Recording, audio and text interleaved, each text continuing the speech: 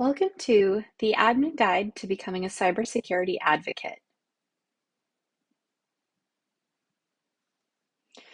First, just a quick reminder that Salesforce is a publicly traded company, and customers should base their purchasing decisions on products and services that are currently available.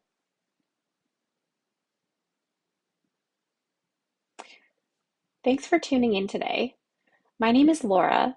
I've been in the cybersecurity industry for over 10 years and am currently the Senior Manager of Security Customer Engagement here at Salesforce. My main role is to educate customers on how to use our products in a secure way and to empower customers to foster a culture of security at their own organizations. I'm excited to be here today to talk about that. So let's get started talking about cybersecurity. Last year, we started a research project that surveyed thousands of our customers about their experience securing Salesforce data. And we found some really interesting things. We found that the pandemic has expanded security-related responsibilities for admins due to several reasons. One, there is an increase in employees working from home. Two, there's been a strong pivot towards digital channels versus physical and in-person channels. And three, the rising levels of cybercrime, especially phishing attacks. We also heard that admins especially are concerned about being held responsible in the event of a security breach. And at the same time, they feel like they aren't being given the right resources to be successful. So we identified these problems for our customers and deeply wanted to help come up with a solution. The key to this solution, really, we feel, is open communication between Salesforce practitioners, like an admin, and the CISO or IT leader level. As a Salesforce admin, you can become a security advocate to help be that conduit. And you can do this by understanding how to make security a strategic priority at your company, and by figuring out how to get involved in the planning and budgeting cycles at your company by forming strong relationships with security stakeholders. Understandably, you may be thinking, hey, this seems like a lot of work. What is in it for me? Well, luckily, there's a lot of benefits for admins by becoming a security advocate. First off, admins are the first line of defense when it comes to securing Salesforce. So when you make your Salesforce implementation more secure, it automatically reduces the likelihood of a breach. This is going to help set you up for success in the future. Second, the more proactive about security you are, the less likely you'll need to be reactive. If you think strategically now, you will save a lot of time in the long run. And then lastly, this is a huge career growth opportunity. The National Institute of Standards and Technology, a government agency, has said that cybersecurity advocates are actually an emerging job function. And they say that in many cases, advocates juggle multiple responsibilities and start their advocacy work by taking on informal roles in a part-time capacity. So don't miss this opportunity to put security advocate on your resume, because this is really probably the biggest boost to your resume that you can do around this skill. So what is a security advocate? Last year, the National Institute of Standards and Technology, or NIST as we call it for short, defined security advocacy as professionals who promote, educate, and encourage the adoption of security. They also work with a diverse group of audiences to evangelize security.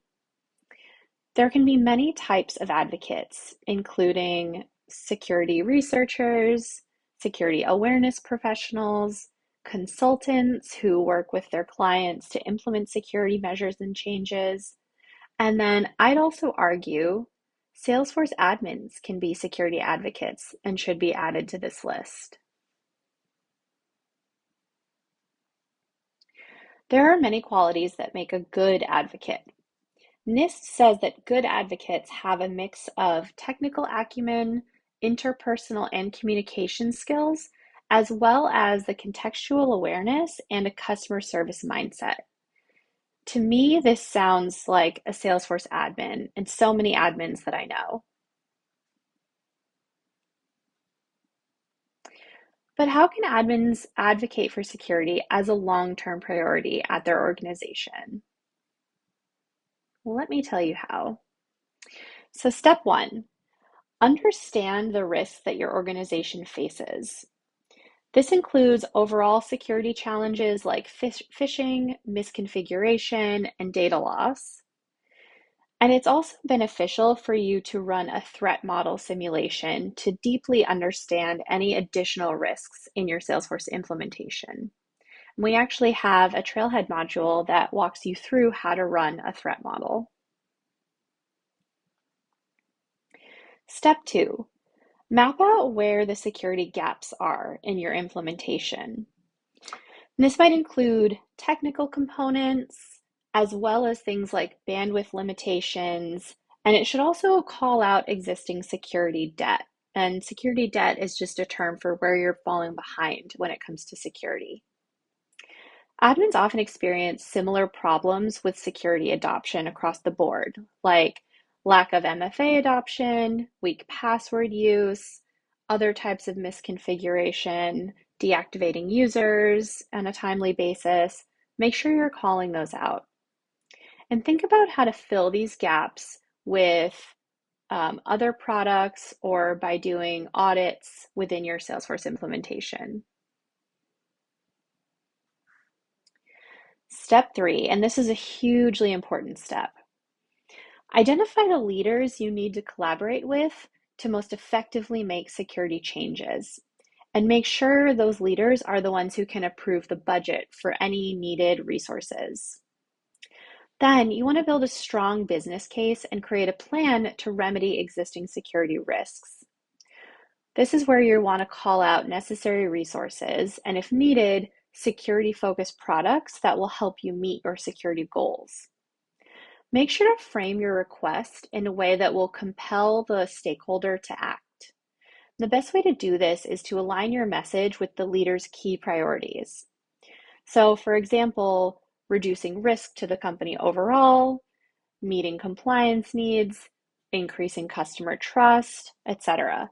If you're talking to a CEO, they will care a lot about, the trust and how the company is perceived by their customers. If you're talking to a CISO, you can speak directly to reducing risk. And make sure you're framing security as a business problem, not just a technical problem when you're speaking to business-minded leaders. Security is a business imperative. Don't let them forget that.